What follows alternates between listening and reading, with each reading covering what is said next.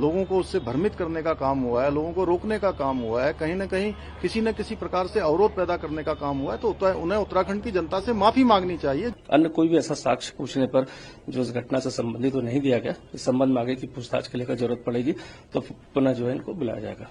देखिए, कानूनी कार्रवाई अपने स्तर पर चलती रहेगी। उसमें दिल्ली हाईकोर्ट का भी निर्णय आया है, यहाँ भी एसआईटी जांच कर रही है और हम अन्य भी जो कानूनी जरूरी चीजें हैं उस पर हम पूरी तरह से विमर्श कर रहे हैं और विमर्श करने के बाद उस पर हम अपने स्तर से जो सरकार के स्तर पर निर्णय लेना है, जो अंकिता के माता पिता का जो हमको कहा है उस पर हम निर्णय लेंगे।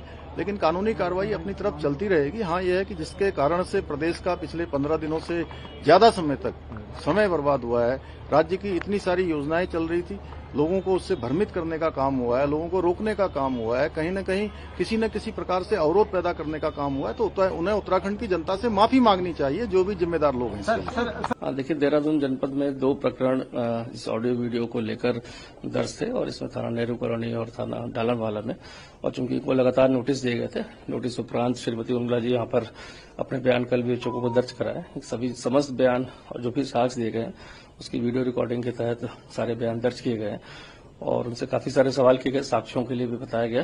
तो जो भी साक्ष्य दिए गए, जो सोशल मीडिया पर जो चीजें वायरल थी, जो ऑडियो क्लिप वायरल थी, उस संबंध में उनके द्वारा दिया गया, जिसको पेन ड्राइव में लेकर एफएसएल भेजा जाएगा। अन्य कोई भी ऐसा साक्ष्य पूछने पर जो इस घटना से संबंधित तो नहीं दिया गया, इस संबंध में आगे की पूछताछ के लिए जरूरत पड़ेगी तो पुनः जो है इनको बुलाया जाएगा।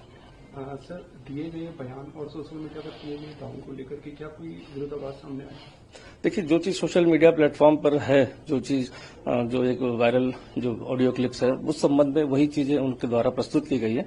अन्य कोई साक्ष्य किसी घटनाक्रम से प्रत्यक्ष रूप से नहीं दिए गए और वो भी जो क्लिप्स हैं वो भी उसमें देखा गया कि वो अलग अलग समय में बनी थी और जोड़ के एक लंबी क्लिप को वायरल किया गया था। इस संबंध में पूछताछ की गई, चूंकि इन्वेस्टिगेशन चल रही है। आगे भविष्य में क्योंकि जो भी मुकदमा थाना डालवाल पर श्री दुष्यंत गौतम जी द्वारा लिखवाया गया उसमें एक आपराधिक षड्यंत्र की बात भी की गई है, तो उस एंगल से भी पुलिस इसमें जांच कर रही है।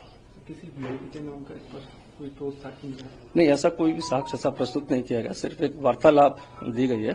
उस वार्तालाप में जो दूसरा पक्ष है उसको भी बुला के इसमें बयान दर्ज किए जाएंगे किन परिस्थितियों में ऐसे शब्दों का प्रयोग किया गया है।